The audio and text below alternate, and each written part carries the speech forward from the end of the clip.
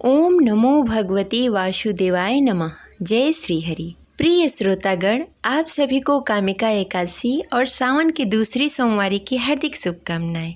आज पूरी श्रद्धा और भक्ति के साथ सुनेंगे कामिका एकादशी व्रत कथा। तो प्रेम से बोलिए लक्ष्मी नारायण की जय, शिव जी माता पार्वती की जय, गौरी पुत्र गणेश की जय। जय श्री हरि। सावन का पावन महीना भगवान भोलेनाथ को समर्पित है और इस पावन महीने में एकादशी व्रत आना बेहद ही खास है। भगवान भोलेनाथ को प्रसन्न करने के लिए सावन के सोमवारी बेहद ही खास है और इस बार सावन की दूसरी सोमवारी के दिन कामिका एकादशी भी पड़ रही है। तो इसलिए एक ही व्रत में भगवान विष्णु और माता लक्ष्मी के साथ भगवान शिव का भी आशीर्वाद प्राप्त होगा।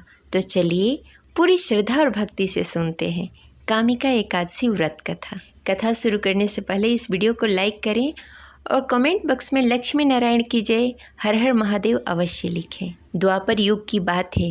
एक बार धर्मराज युधिष्ठिर ने भगवान श्री कृष्ण से पूछा, हे जगत पिता जनार्दन, हे माधव, मैंने आषाढ़ मास के शुक्ल पक्ष की देवशयनी एकादशी का विस्तार पूर्वक वर्णन सुना।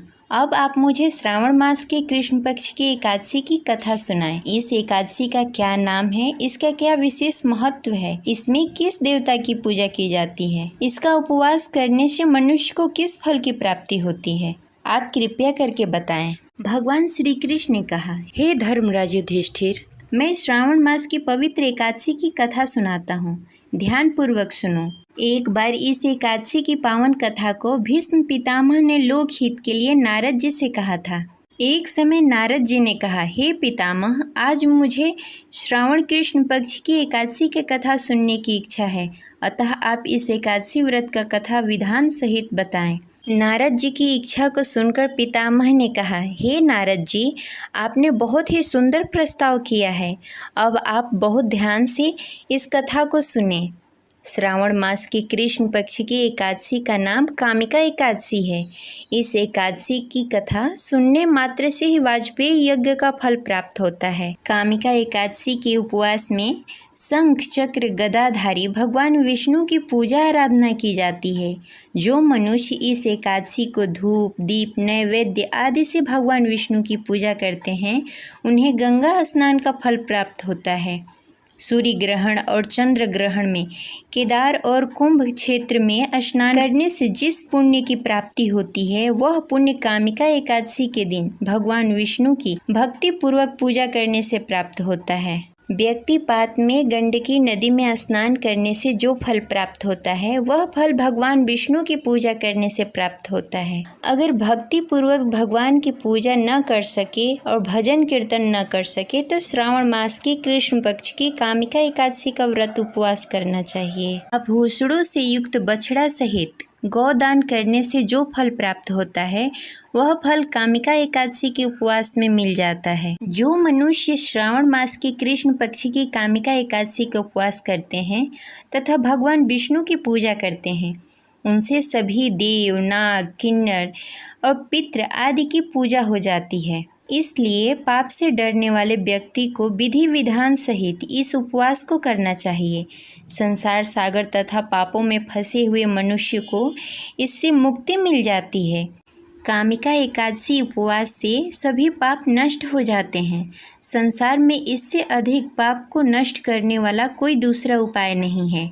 हे नारद जी, स्वयं भगवान विष्णु ने अपने मुख से कहा है, मनुष्य को अध्यात्म विद्या से जो फल प्राप्त होता है, उससे अधिक फल कामिका एकादशी व्रत करने से मिल जाता है। इस उपवास को करने से मनुष्य को न यमराज का दर्शन होता है और न ही नरक का कष्ट भोगना पड़ता है, वह स्वर्ग का अधिकारी बन जाता है। जो मनुष्य इस दिन तुलसी दल से भगवान विष्णु की भक्ति पूर्वक पूजा करते हैं, वे इस संसार में रहते हुए भी सबसे अलग रहते हैं। जिस प्रकार कमल पुष्प जल में रहते हुए भी जल से अलग रहता है। तुलसी दल से श्री हरि भगवान विष्णु की पूजा करने से एक बार स्वर्ण और 4 बार चांदी दान करने के बराबर होता है। भगवान विष्णु रत्न मोती मणि आदि आभूषणों से अपेक्षा तुलसी दल से अधिक प्रसन्न होते हैं। जो मनुष्य प्रभु का तुलसी दल से पूजन करते हैं उनके सभी पाप नष्ट हो जाते हैं। मैं भगवान की अति प्रिय श्री तुलसी जी को प्रणाम करता हूँ। तुलसी जी के दर्शन मात्र से मनुष्य के सभी पाप नष्ट हो जाते हैं और शरीर में स्पर्श मात्र से मनुष्य पवित्र हो जाता है। तुलसी जी को जल से स्नान कराने से मनुष्य के सभी यम यातनाएं नष्ट हो जाती हैं। जो मनुष्य तुलसी जी को भक्ति पूर्वक भगवान विष्णु श्री चरण कमलों में अर्पित करता है उसे मुक्ति मिल जाती है। कामिका एकादशी की रात्रि को जो मनुष्य जागरण करते हैं और दीप दान करते हैं उनके पुण्यों को लिखने में चित्रगुप्त भी असमर्थ हो जाते हैं। एकादशी के दिन जो मनुष्य भगवान के सामने दीपक जलाते हैं उनके पितृ स्वर्ग में अमृत का पान करते हैं। भगवान के सामने जो मनुष्य घी या तिल का तेल का दीपक जलाते हैं उनको सूर्य लोक में भी सहस्त्र दीपकों का प्रकाश मिलता है। कामिका एकादशी व्रत कथा। एक गांव में एक वीर क्षत्रिय रहता था। एक दिन किसी कारणवश उसकी ब्राह्मण से हाथापाई हो गई और ब्राह्मण की मृत्यु हो गई। अपने हाथों मरे हुए ब्राह्मण की क्रिया उस क्षत्रिय ने करनी चाहिए, परंतु ब्राह्मणों ने उसे क्रिया करने से मना कर दिया। ब्राह्मणों ने बताया कि तुम पर ब्रह्म हत्या का दोष है, पहले प्रायश्चित कर इस पाप से मुक्त हो जाओ, तब हम तुम्हारे घर भोजन करेंगे। इस पर क्षत्रिय ने पूछा कि इस पाप से मुक्त होने के लिए मुझे क्या उपाय करना होगा। तब ब्राह्मणों ने बताया कि श्रावण मास की कृष्ण पक्ष की एकादशी की भक्ति पूर्वक भगवान विष्णु की पूजा और व्रत करो और ब्राह्मणों को भोजन करा के दान और दक्षिणा देके आशीर्वाद प्राप्त करो, तब इस पाप से मुक्ति मिलेगी। पंडितों के बताए हुए तरीके से क्षत्रिय ने विधि पूर्वक भगवान विष्णु की पूजा की और व्रत का पालन किया।